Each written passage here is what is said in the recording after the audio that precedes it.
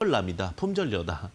어떤 겁니까? 내가 갖고 싶어도 갖지 못하는 남자, 즉 결혼한 남성분 혹은 결혼한 여성분들에 대해서 우리가 그렇게 예전에 유행어처럼 불렀습니다. 그럼 품절주라는 게 주식에서는 어떻게 표현될까요? 그 부분 여러분들과 함께 해보도록 하겠습니다. 자, 품절주라는 건 이렇게 얘기가 나옵니다. 유통 물량의 30% 이하다. 그러니까 시장에서 풀려 있는 주식이 많이 없다라는 겁니다. 즉 굉장히 레어하다라는 거죠. 전체 거래량 마이너스 최대 주주 물량이 우리는 유통 물량이라 이렇게 부르거든요. 물론 여기서 이제 뭐 기관과 외국인 물량도 빼야 되지만 그거는 상황에 따라서 변동성이 있을 수 있기 때문에 그 부분은 제외하도록 하겠습니다. 자, 두 번째는요. 대량 거래 양봉이 발생한다. 자, 품절주 매매법의 두 번째 매법 중에 하나는 뭐냐면 종목이 정말 유통 물량도 없는데 생각보다 많이 거래량이 발생했다라는 것은 무언가가 사건이 발생을 한 거죠. 왜냐하면 시장에도 물량 자체도 없는데 대량 거래가 발생했다. 우리가 의심해 볼 수가 있겠죠. 자, 그럼 대량 거래 양봉 발생 전에 지지대에서 매수한다라는 얘기가 나오는데 지지대는 3번 이상 만나는 특정 가격이라고 저는 이렇게 표현을 합니다. 그러니까 3번이나 우리 3세번이라고 그러잖아요. 그죠?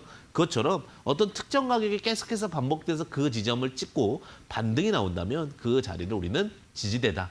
근데 이제 돌파하기 전에 저항대가 지지대가 되는 경우가 많겠죠. 악성 매물을 돌파했다는 건 그 자리에서 굉장히 많은 힘을 썼기 때문에 결국은 다시 그게 지지대로 바뀐다. 이렇게 보시면 될 것 같습니다. 자, 매수 5에서 20% 수익 매도를 한다라는 부분인데요. 펀더멘탈이 분명히 있어야 됩니다. 펀더멘탈이 반드시 있어야 되고요. 그다음에 신용 비율이 높고 그다음에 전환사채가 많은 종목은 좀 제외하자. 왜냐하면 나올 물량이 많으면 또 지지대 맞고 올라가더라도 리스크할 수 있다는 부분이죠. 자, 그래서 종목별로 한번 우리가 공부 차원에서 케이스 바이 스터디를 좀 가져보도록 하겠습니다. 자, 케이스 바이 케이스죠. 니켈 가격 폭등에 따른 스테인리스 강고한 생산 관련주로 두각을 받은 종목입니다. UST라는 종목인데, 자, 그 부분은 이제 그냥 펀더멘탈적인 부분인 거고요. 최대 주주 물량을 보니까 황금 ST부터 뭐 김종원 씨, 김중욱 씨 쭉 지분을 합쳐보니 70.89%가 최대 주주 우호 지분으로 갖고 있습니다. 그럼 시장에서 30% 유통 물량밖에 없는 거죠. 그런 상황에서 주가가 갑자기 대량 수급과 함께 지금 상승 흐름이 나왔죠. 그러면 이 구간을 강하게 돌파했기 때문에 여기가 우리가 뭐라고 부릅니까? 세 개의 구간 지지 자리가 만나는 자리를 지지대라 부릅니다. 그 여기서 반등이 나오고 여기서 반등이 나오면서 다시 빠르게 상승을 했죠. 근데 왜 대량 거래를 한번 보고 들어가느냐면 이 품절주의 단점이 하나 있습니다.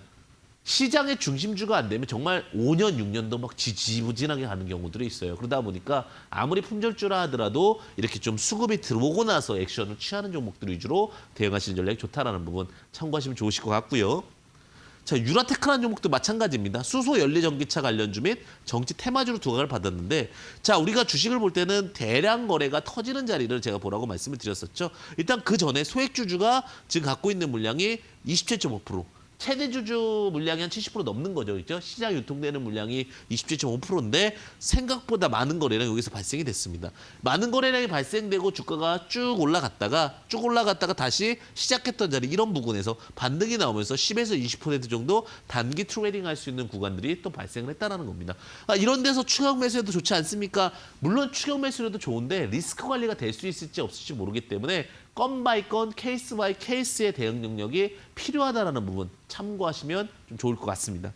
자, 지금 제 종목들 거의 다 똑같죠? 자, 이월드, 뭐 테마파크 및 패션 잡화 제조 사업을 영위하고 있다라는 내용이 있지만 그것보다 더 중요한 게 뭐예요?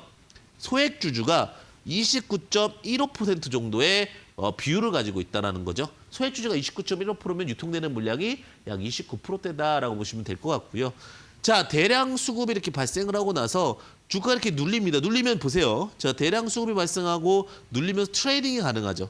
그러니까 요 대량 수급이라는 것이 품절주 대량 수급이 훨씬 더 강도가 높을 수밖에 없는 게 유통 물량이 없는데도 불구하고 이렇게 막 5천만 주씩 거래량이 터졌다라는 거는 뭔가 굉장히 핫하고 굉장한 이슈들이 발생을 했다라는 겁니다.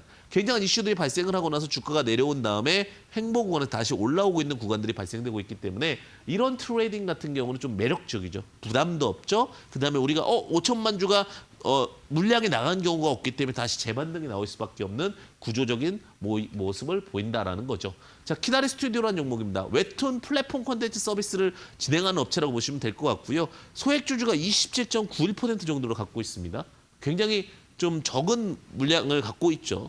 자, 근데 키나리 스튜디오도 아까 전에 제가 말씀드렸던 뭐 미스터 블루라든지 뭐 이런 종목들과 비슷한 성향을 갖고 있는 종목인데, 자, 종목적으로 대량 거래가 터지는 자리를 보니까 이 자리에서 대량 거래가 터졌습니다. 그러면 추격 매수하고 싶은 부분들이 굉장히 많죠. 근데 저는 그렇게 말씀을 드려요. 대량 거래가 터졌다 하더라도 쫓아가지 말자. 물론 잘 가는 경우의 수들이 많을 수 있겠지만 굳이 쫓아가지 않으셔도 이런 부분에서 뭐 한 3, 4일 정도 눌림이 나오더라도 이런 데서 트레이딩을 하게 되면 굉장히 좀 안정성을 확보할 수 있다는 부분을 제가 좀 많이 말씀을 드립니다. 자, 첫 번째 뭘 확인하셔라? 대량 거래가 터지는 걸 확인하시고 그 대량 거래 중 그럼 왜 품절주입니까? 물론 주식수가 많은 종목들도 좋은데 그 종목들이 주식수가 너무 많아 버리면 뭐가 문제가 되냐? 제대로 반등 안 나고 더 내려갔다 반등 나오는 경우들이 있어요. 그래서 오히려 대량 거래 반등에서는 품절주가 확률이 훨씬 더 높다. 제가 볼 때 품절주 같은 경우는 한 80에서 90%, 한 85% 이상은 거의 다 반등이 나오는 것 같습니다. 근데 대량 거래가 나왔지만 좀 유통 주식수가 많은 종목들은 한 70% 정도의 상승 반등이 나오기 때문에 이 트레이딩에 대한 확률을 높여드리기 위해서 이제 소액주주들에 대한 유통 물량에 대한 체크들까지도 좀 말씀드렸다라고 보시면 되실 것 같습니다. 자, 동원 시스템즈입니다. 종합 패키징 및 첨단 소재 전문 기업인데 제가 말씀드렸죠. 일단은 품절주. 근데 품절주를 먼저 확인할 필요가 없는 게 일단 대량 거래가 터져야 됩니다. 거의 최고의 거래량이 터졌는데 그 종목을 분석해 보니까 품절주인 겁니다. 품절주라는 건 18.32%. 굉장히 물량이 작죠. 그럼에도 불구하고 이런 대량 거래량이 터졌다는 거는 굉장한 이슈가 반영돼 있다는 거죠. 뉴스는 안 나왔다 하더라도 뭔가가 소문이 났거나 뭔가가 이슈나 뉴스가 있을 가능성이 높습니다. 주가가 내려오면서 지금 4개월, 1, 2, 3, 4개월 동안 주가가 올라옵니다. 그러니까 이런 구간에서 반등력들에 대한 기대를 해볼 수가 있는 거고요. 다만 제가 항상 말씀드리지만 재료가 좀 좋아야 됩니다. 그러니까 상승할 수 있는 우리가 명분이라고 그러죠. 그 명분 없이는 주가가 가는 것은 굉장히 어려울 수 있다. 그래서 종합 패키징 및 첨단 소재 전문 기업이라고 보시면 될 것 같고요. 그러면서 주가 반등하고 좀 이제 4개월 정도 행보했죠. 4개월 정도 행보하고 나서 주가가 다시 4만 원, 4만 원에서 7만 1,900원까지 올라가는. 그러니까 부담이 없다라는 거죠. 이 자리에서 들고 가면 이런 리스크가 있지만 이 자리에서 들고 왔을 때는 부담 없이 트레이딩이 가능할 수 있는 위치다. 이렇게 좀 말씀드릴 수 있을 것 같습니다.